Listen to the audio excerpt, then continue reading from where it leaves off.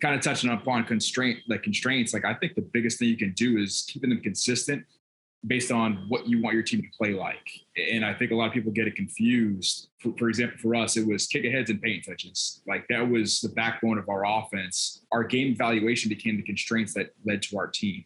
So we could evaluate it pretty quickly of what was good. And pace was indicative of our kick ahead. So we want to play fast. And, we charted it and da-da-da-da.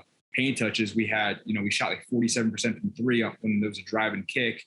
When it wasn't in the paint, it was like 27%. Instead of telling them what not to do, let's tell them what they can do. And the constraint was like, let's touch the paint. And there's clear correlation. So our constraints just became how we evaluate the game and then, add it to our live session in practice. The methodology that we try to use is teach, train, compete. So you teach it, you train it, and then you make it competitive. Because if you try to make it competitive while they're still learning, they're always going to go and try to play their ace as much as possible. And you don't want that. You want them to make mistakes and try a pocket pass they normally wouldn't try in the training phase. So it works pretty well. Guys seem to like it. They don't mind it as long as they know they can eventually, play it live. So like your example of, hey, wait to the twist. It's live on the twist.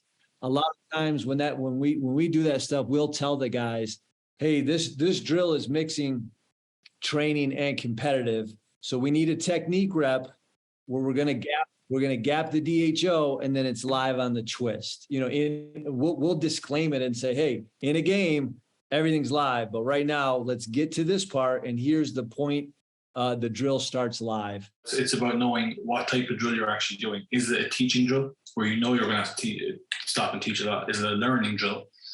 And then is it a competitive drill? So I think if like when we send out our practice plans to the players before every practice, they'll know whether it's a teaching, learning, or competitive. So they're aware whether we're going to stop it a lot, whether we're going to lead them go a lot. So they're very much aware of and that's going up and down the intensity, what we spoke about earlier. They know which drills or which activities we're going to be utilizing as stop everything, or whether we're going to just lead them play and we're going to coach with our cue words. They're important things that players are aware what type of activities we're actually doing at that particular time as well. This is how we do interventions. So at the moment of truth, like the moment where they make the poor decision or the poor read, you freeze them on the train station right there.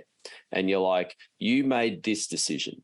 What was the other decision you could have made? Oh, I could have passed it to the 45. Okay, so keep them in the moment of truth. And then, so you paused it, you've got the ball, you've asked the question, they give you the divergent answer, and then you pitch the ball back in and you play from that moment. Because what happens a lot in corrections is we stop, we prescribe, then we rewind, and we lose the context of the moment of truth.